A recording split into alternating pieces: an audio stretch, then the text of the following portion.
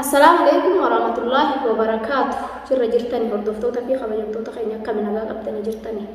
جرفنا الحمد لله رب العالمين. أنا سب ليام فيها الحمد لله الحمد لله ربنا إبراهيم مقالات نخيس أنا راح أجيسو هجاته جرى ربنا تندي بسني والرسالتي أولو هجاته نشيل له فرتين أشينا كتير ماي ثلثه ونوانا راني أنا مرة هجاته مقال مثلا خيس أنا رابو نجار ما فيها وجه جراتو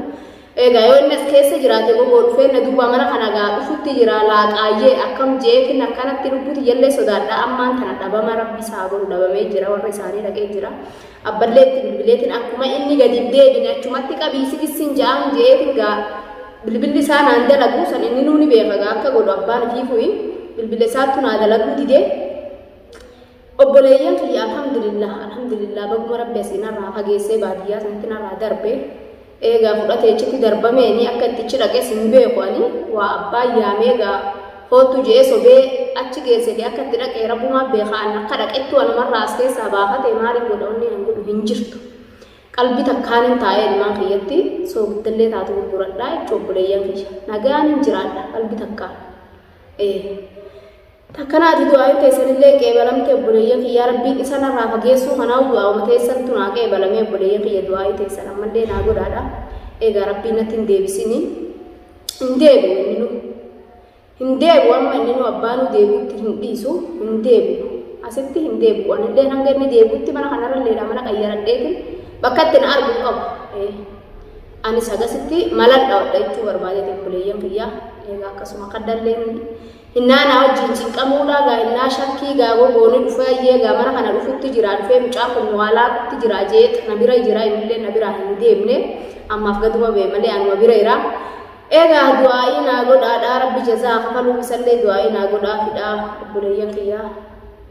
biinillee xiqqishoo dhukkubeen na biraa fagaatee inni faraqaa kanaan kaddaan kun akkana na biratti cinqamu jira akka obboleessa hojii dhaladhee darannaa cinqamutti jira mucaan xiqqaan kuni rabbiin guddisee bakkaan isa haa ga'u inshaallah rabbiin gaa bakka guddoon isa haa ga'u du'aa uuman godhaaf isinis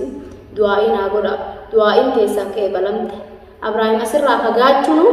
waan tokko obboleeyyan kiyya magaalaa kana laaqee jira asuma keessaa baadiyyaa isaanii sanitti ba'uun waan tokko bareedadha hojii bareeddu dalagee amma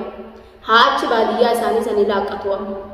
as dhufee asii gistaan ulaa kiyyarra deddeemee ani waan inni naa dalaguu beeku mana kanatti gise nam gabba'e eegee manatti oloo deebi'ee asii dubbii waliin irratti wanni godhurraa mataa hiyyana oobisu eegaa wanni inni sammumatti gargar galchuuf wanni mana an keessa jiru keessaan garan gabba'u eegee dhufee darsa kiyya guuree huccuu kiyyas guuree dubbiin na kadhatuuf inni dubbii na barbaadu fi an dubbii isan barbaadu isa jibbeetiin jira isa kuufeetiin jira karaa kanarraa yoo dhaabbate maas dhaabbattan ju'uuni saniifuu amma rabbii kiyya narraa fageessu alhamdulillah jeetu shukrii rabbii kiyyatti galcha obboleeyyan kiyya nagaan ilmaa kiyya keessa gattaa'ee alhamdulillah ja'a maladha wadha maaliif godha gabbeetiin magaalaa irratti achi siqee mana xiqqishaa wayii ilaalladhee qalbii takkaan taa'ee ilmaa kiyyatti biskuta waa hadha obboleeyyan kiyya alhamdulillah nin guddisa ilmaan sadeen kana boonsetiin guddisee bakkaan ga'a ilmaan kiyyallee qalbii takkaan qaraasifadha diin rabbiilleedha.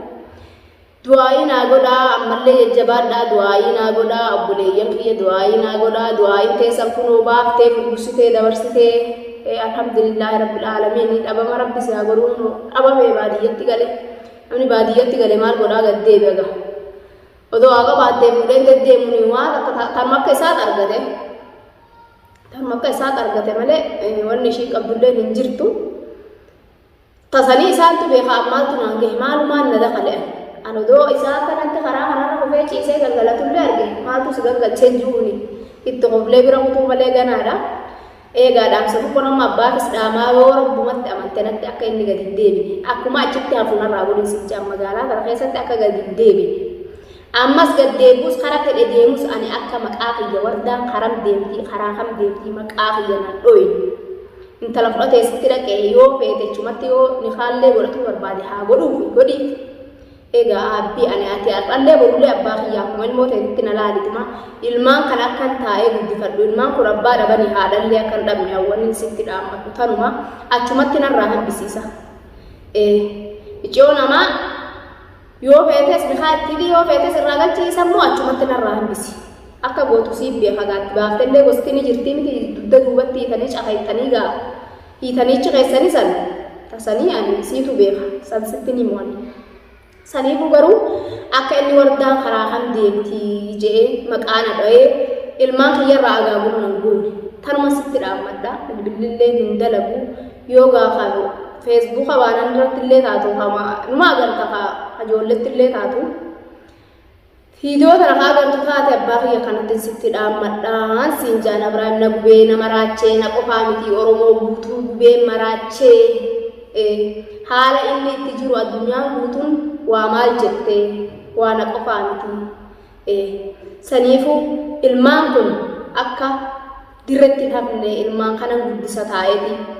akka inni asiin gadoo deebi'ee yaa'ii akka goone deemullee achumaan oloo kara biraa haa deemu magaalaa kana keessatti gadoo deebi'ee akka inni mana an jirullee na duubaa deemee dubbii takka waan takka natti goone narraa akka dhoorgitu siin jeetin sitti oywaadhuudha sitti himachuudha ol ba'ee garuu bilbilli keenaa dalaguu didee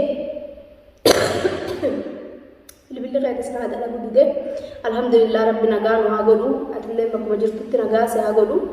egaa Abrahaam kan kee kana dalagaa kun waan inni dalagu hojii isaa agartee jirtaa dhalaa fudhatee achitti sitti dhufee hojiin isaa kana malee waan biraa hin qabu inni biyya namaa sanitti sanga biyya arabaa san ture sanis hojiin isaa akkanuma dhalaa fuudhetu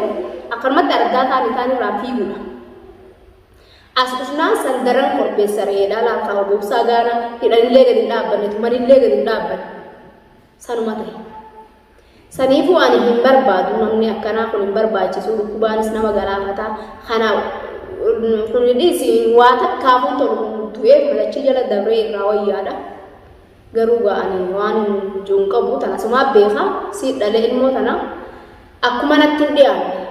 ani amma ifirraa seeradhe efa ati sitti himadhe booda dhufee waa meeqana irratti dalage tan irratti abbaa kiyyanatti illee yoo aante warra keenyatti illee himadheetiin jira akkana dalagee akkana irratti dalagu jira jeetu warra keenyatti illee himadhee jira maaliif jennaan silaa warra keessatti dabarsinaan jette dubbii tanatti hin dabarsu ture deebi'ee sabbooda nafatti micoo jalatti naqabee na cafaqee deebi'ee wacuuti yegguree miciyoodhaa kannee san irratti warra keenyallee ga'ee booda lubbuuti yehoona ajjeesellee akka warra keenyallee gumaa barbaaddatu jeeti warra keenyallee ga'e saniifu anamma inni narraa fagaannan nagaan ilmaa kiyya qalbii takkaan guddifachuudha wanni biraa hin jirtu wanni biraa waa'ee isaa wanni hin dubbadhu hin jirtu takkallee jechuudha saniifu ani achumatti ilaala akka goote narraa godhii isaa inni asitti gad deebi'ee magaalaa keessa deddeemee magaalaa kana keessa booda ammas sababa ilmaan kana godhatee ilmaan kana sababa godhatee ilmaan qabajee akka qarqara kiyya babaane sababa ilmaan ilaal ilmaan akka maqaan dhoowwu akka ilmaan naafarra ilmaan ni guddisaa miti ni guddisaa akka harramee ilmaan qabaa waggaa biraa jee akka qarqara kiyya balbala gulaa'an dhaabbadhee karaa deemirra kan deemne qofa wanni an barbaadu waan biraa kallee barbaadu ani akka udaanii daraan isa jibbee ajeeffadhe akkallee lukkuuta ajootte natti ga'u inni kalaas jibbee jira egaa namni gisuma takka nama laal wajjin goda kaasee wajjin waan wajjin ta'in biyya namaa keessatti illee hin qabu asitti illee kun dhufee anaa torbaan bira kutee guyyaa 15 ga'in jiruu diyyanatti busheessuu eegalee inni saniifin aafaratti jibbee garuu haraqaa ilmaan kanaatiin biyya san irraa laffa'ee dhufee akkasumaan inni kabajaa xiqqoo takkallee naan qooda xiqqishaa tokkollee naan keenye bishaan kun akkanatti nama fixu kana halaal namni meeqana duuba nu ammaa utti dhume kanarra lubbuu tiyya hidhee ilmaan keessanuu lubbuu tiyya hidhee ilmaan keessanuu erge jee hidhadhee jala dhufee eegaa ilmaan Oromoo hundinuu na bira dhaabbatanii na jajjabeessanii gali ilmaan keetitti jaanii asin nagalchinaan inni garuu sareenatti qale ani Oromoo guutuu badhoodhaan qaba ammallee ilmaan kiyya kana boonetiin jiraachifadha rabbii wajjiin rabbiin na gargaaraa du'aa uummata Oromootiin wajjiin ani wanni takka odoo inni narraa achi godhee rakkoon takka na bira jirtu alhamdulillah rabbil alamin badhoo malee rakkoo hojjetti na dhufa garaa rakkoota isaa wajjiin rakkadheeru naga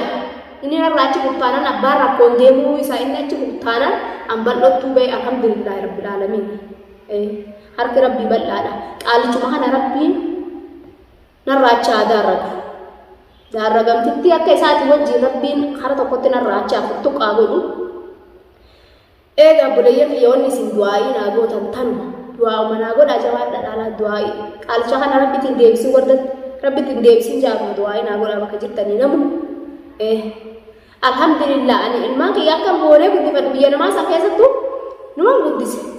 asfatti no biyyatti keessatti biyyatti barboonamni waan fedhellee gabbee gurgurate ilmaan numa guddifata haati ilmaan torbaatu baatee tadeemte guddifattu numa jirti ani garuu ilmaan sadeen kana gana joolleedha fayyan qabaa boonseetiin taphachiisee guddisa sanii bu'aan isuma kana rabbiin narraa kara furmaata haa godhu ani silaa arraan tana abbaa bira dhaqee miti inni akka yaada hiyyaatiin inumaa asii qalbeetuma achitti bira dhaqee inni hiyya lafa narraa kaa'ee akka inni wanni takkana jala shukoo hin jenne akka ganaa qalbillee dana sola akkatti laal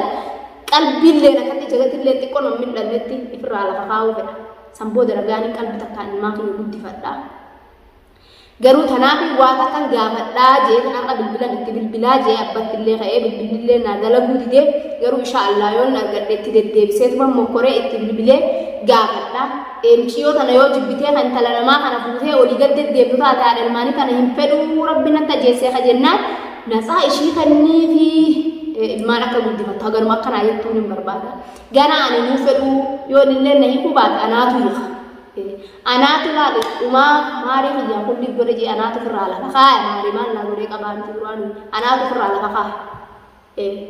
anaatu sayyo kan alallee nama yoo kunni jettoo jaarsillee nama niine jaarsa maaliin miti kana jaarsa akka isaa kanaa miti kana anuma achitti rabbiin takka isaa haa fiduufi fideefi kun wajjin dhaabbachuu jira an du'aayi naa godhaadha tuma rabbii qarqara keessatti dhiyeessinii ja'anamma alhamdulillah qalbii takkaaniin ilmaan kiyyaa wajjin jiraadha duraan akkanatti nulaa eega gogoo akkanatti maaltu dillisa maaltu shaqat salkan gachiisee rafaan ganna keessa yeroo kana gaa eega qaallichi gaa dhufeetuma godaabilee morbarra nanni haa dhufee huccuutiyya manaa guuree dhufee jalatti naqabee akka fedhee wanni ijuutti jiru kuni booda dhufeetu nanni halaalchaa jeeteen dhugaadha lubbutiyya shakkutti jira alhamdulillah eefaa siinarraa fagaate ganaa wanni shakku hin jirtu maaliif shakka gana dhabama ta'e siin fagaate arargee galee jira rabbi natti gadi deebisee manjaa malee wanni takka tajuu hin jirtu isinillee rabbachumaan abbuma san biratti haafu jaadha du'aayii godha abbuma san bira haa taa'u inni achumaan malee takkanaati obboleeyyan kiyya gaa inshaAllah